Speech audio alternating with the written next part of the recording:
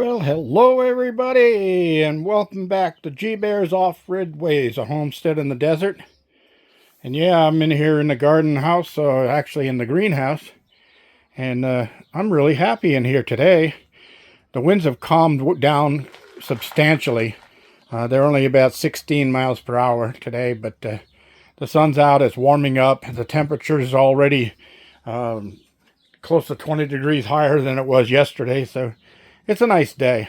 But even more than that, I'm going to move in a little closer here and see if I can catch some of them on camera. There's one right there. You see them flying around? Well, there's a bunch of honeybees in here today, and that's a good sign. There goes another one. So they've got a hive not far from here. There's a couple more right down there. They're getting into my citrus trees here, and they're liking it. There's another one. Yep. All over the place. But on top of that, look at this. You see what I got there? Right there. 3 of them. Buds. This bud's for you. Yeah, that's a good thing. So, I forget what tree this is, but I will pluck a leaf and get a good sniff of it, and I'll tell you in a little while what it was. But I just wanted to show you that stuff because I've had people tell me they've been trying to grow citrus trees out here, but they never get them to flower. Well, there's your proof that it can be done in the high desert of California, growing citrus trees, where we get below freezing temperatures quite often through the winter time. But yep, I figured out how to do it, and I'm going to keep doing it. So I got them all separated out now. One of the things that I did discover it works really well is having them in pots. In the winter, I get them into the center of the greenhouse here, right in this area, and I get them all close together so they can all snuggle and keep each other warm. And, oh yeah, I'm loving these bees all over the place. This is the first year I've seen so many bees around here. I did put a little beehive out to try to attract them there, but I haven't seen anything taken up home in there yet. But if those bees keep coming around like they are, they will make a home here closer, and I'll have a good hive of bees going for my plants in my garden.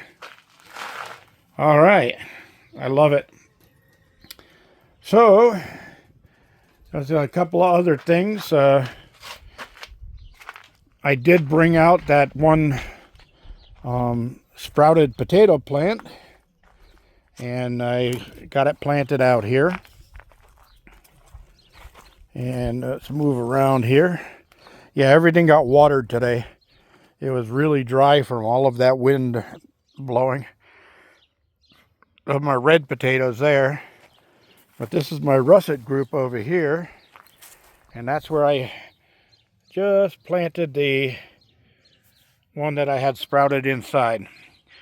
Something's been eating the greens off the top of my potatoes here. I'm going to have to keep my eye out. I did see a few of the grasshoppers around, but not many. Oh, there's another bee flying around there. That's good. I like you bees. You guys are good guys. These are honeybees for sure. I can tell by the shape and color and how basically docile they are. He's down there on the screen right now. If you don't bother them, you don't swat at them or anything, they won't bother you. I was hoping, the reason I let all this stuff go to seed, I was hoping that all these flowers would attract bees. And once the bees figure out where you're at, they'll go tell everybody else, and they'll come here to suckle honey. Yes, sirree.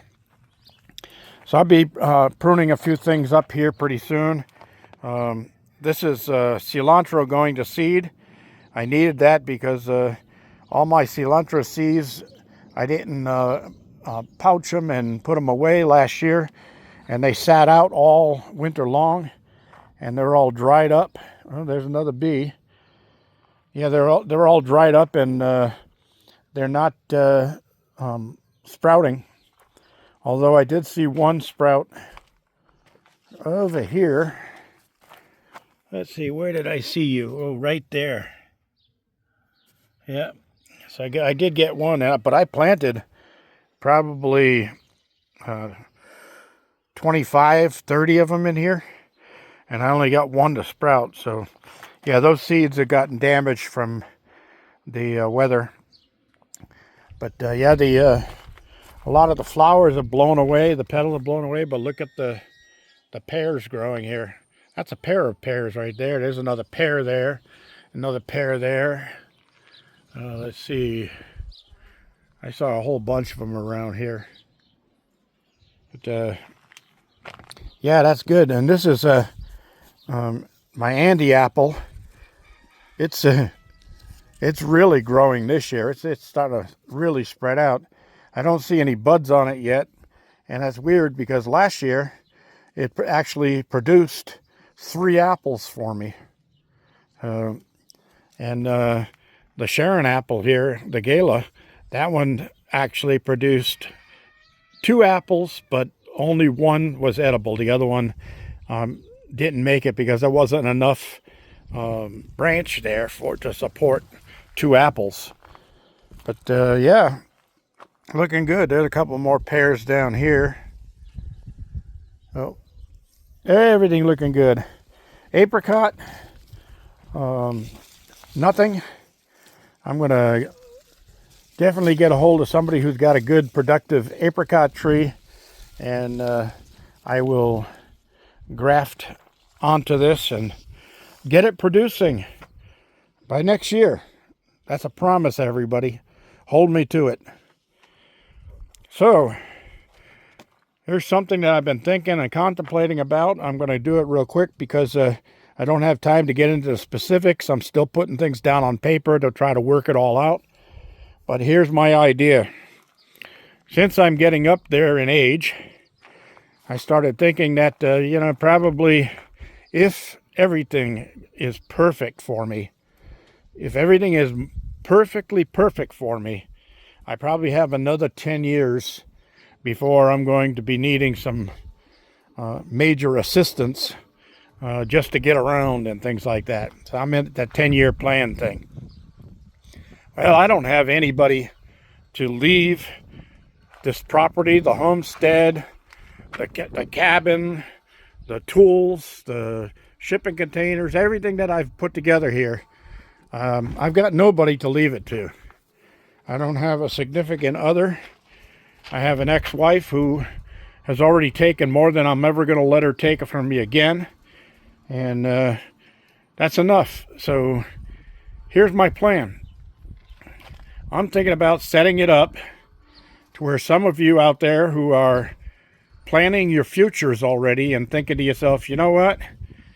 In 10 years or so, or 5 to 10 years, I'm going to be thinking about maybe moving off grid like G Bear did. And I got to start planning on putting my stuff together now. Well, here's the plan. I've got 20 acres here, all paid for. Nothing owed on it except taxes every year, property taxes.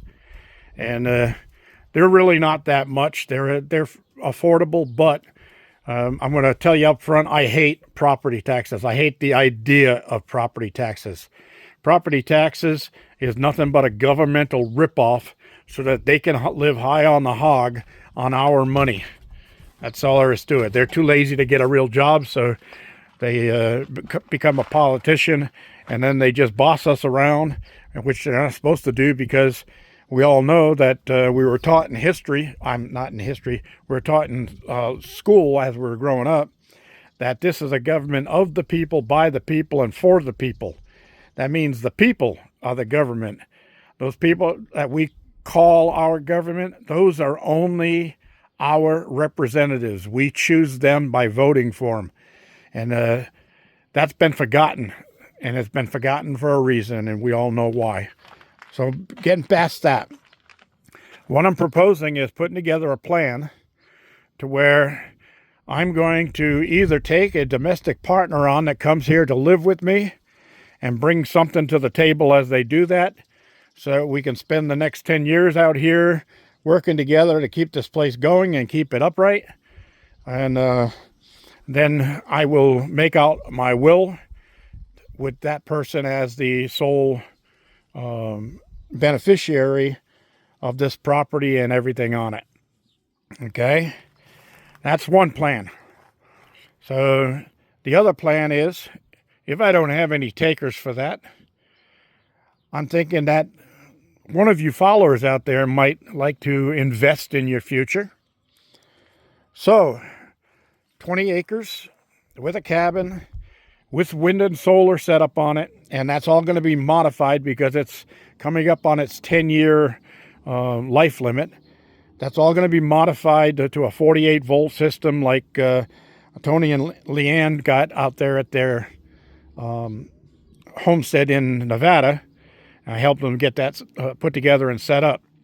But I'm going to be going to a 48-volt system here with all new LifePo 4 batteries and an all-in-one by SunGold Power with 10,000 watts. And this place will be perfect for that. I'm also still going to be thinking about building the guest cabin.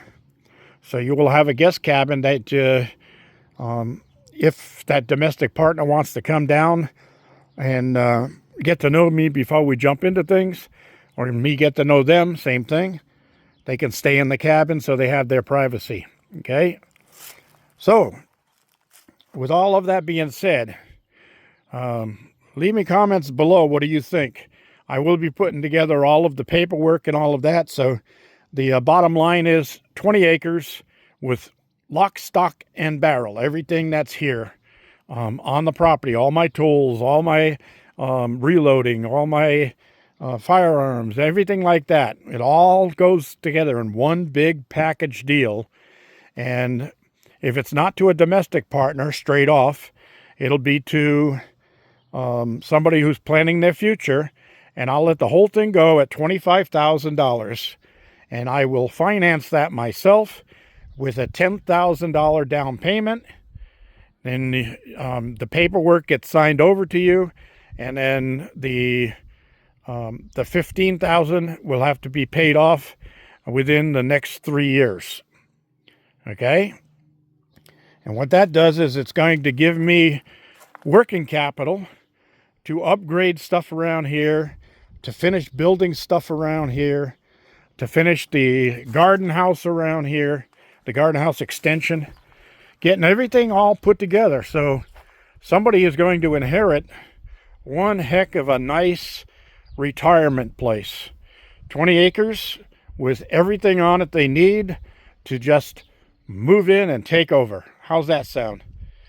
Let me hear from you down in the comment section. I'd be glad to answer questions or anything like that. And like I said, I will be putting all the paperwork together and finalizing everything, and it'll all be done 100% legal. So you don't have to worry about rip-offs or anything like that. That's not my type of person. I'm not that type of person. I'm not here to rip you off. I hate people that rip other people off of their hard-earned money and stuff like that. Like I'm being ripped off by crooked lawyers. So yeah, it'll all be taken care of and done properly. Let me know what you think, everybody. This is G Bear signing off.